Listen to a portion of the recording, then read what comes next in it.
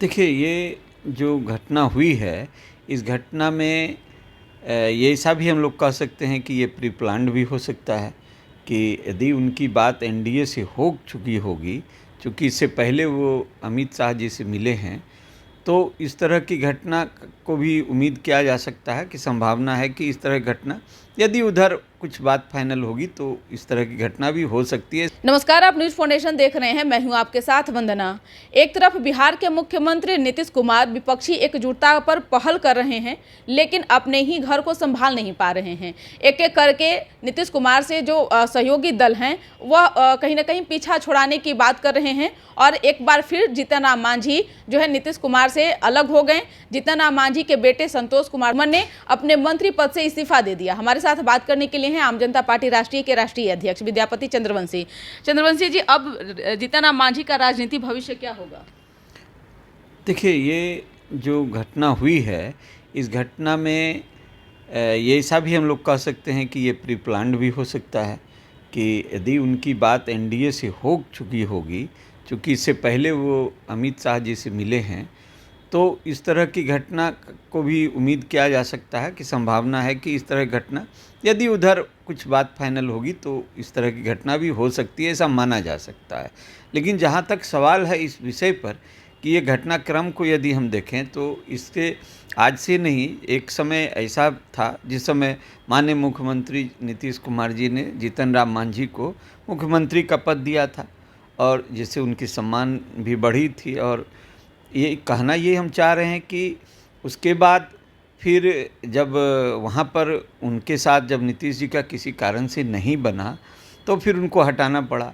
हटाने के बाद फिर नीतीश कुमार जी ने दरियादिली दिखाई और यह कहते हुए उन्हें कहा कि इनका कहना है कि बुद्धि भ्रष्ट हो गया था, इसलिए हम जो है सो ऐसा कर दिए।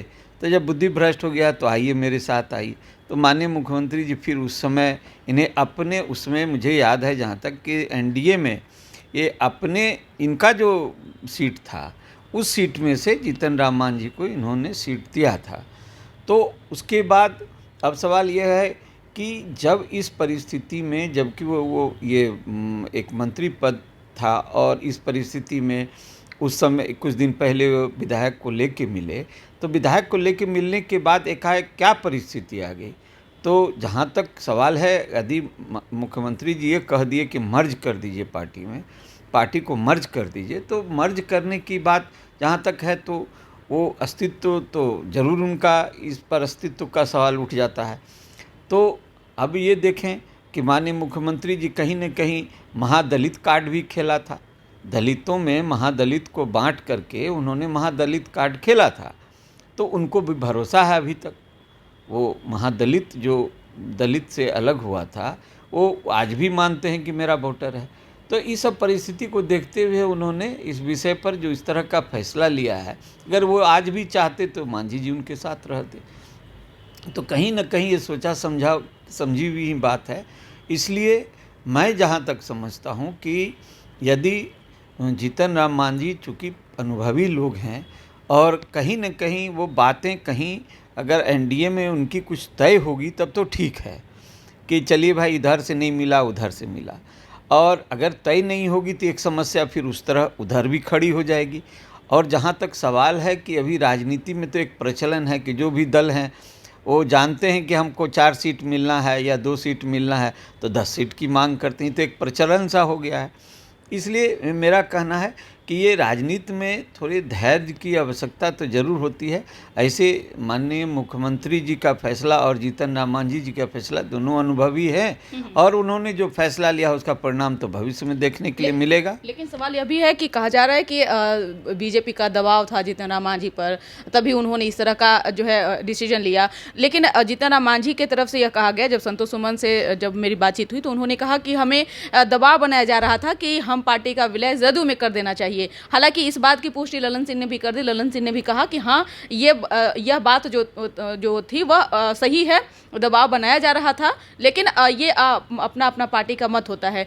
अब क्या लगता है, जीतन राम मांझी के बेटे ने तो इस्तीफा दे दिया है, आगे अब देखिए एक चीज़ आपको ख्याल होगा कि ये जो एमएलसी का पद उनके लड़के को मिला है जीतन मांझी को, वो राजद के कोटे से उस समय दिया गया था, जिसका कार्यकाल अब लगभग पूरा होने जा रहा है। 11 महीने शेष बचे हाँ, बस तो ये भी एक विषय है। और इन्हीं सब बिंदुओं पर मांग को ले करके जब रोने की मन होती है तो आँख में खुट्टी गड़ता है। एक कहावत है गाँव में, देहात में, रोने का मन तो आँख में गड़।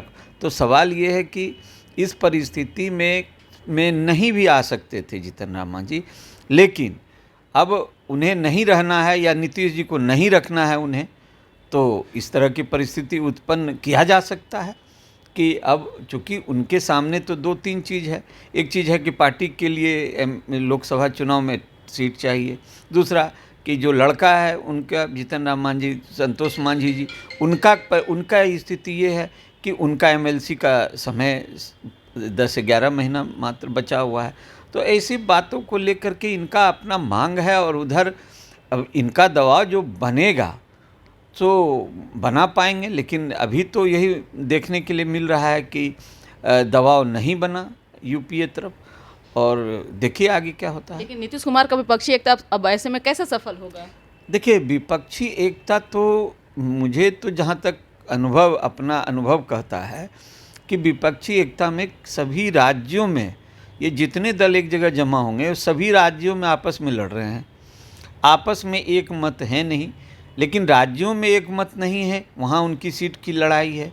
और फिर केंद्र में एक मत हो जाए, यही विषय जो है समझ में नहीं आ रहा है कि ये राज्यों में अलग अलग लड़ेंगे कि राज्य में भी एक जगह हो जाएंगे। ऐसा तो संभव नहीं लगता है।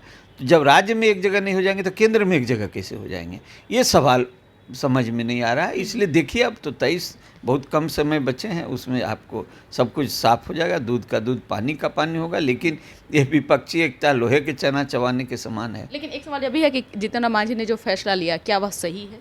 देखिए, जीतन राम मांझी का फैसला सही या गलत उनके नज़र में, अपने नज़र में वो आप क्या मानते हैं? ये करते हैं। लेकिन मेरा समझना है कि जहाँ तक राजनीति में धैर्य से काम होता है, और यदि जहाँ तक अनुभव है अपने मांग की, अपने अभिलाषा की, हमको इतना मिलना चाहिए, वो भी एक विषय है।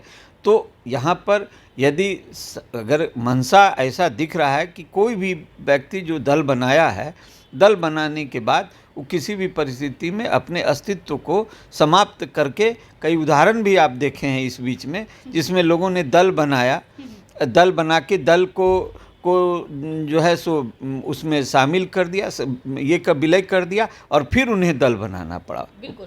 तो हाँ, कुशवाहा जी हैं। तो ये देखिए, तो कोई भी आदमी अपने अस्तित्व को बचाने के लिए निश्चित दल को बचा के रखना चाहेगा।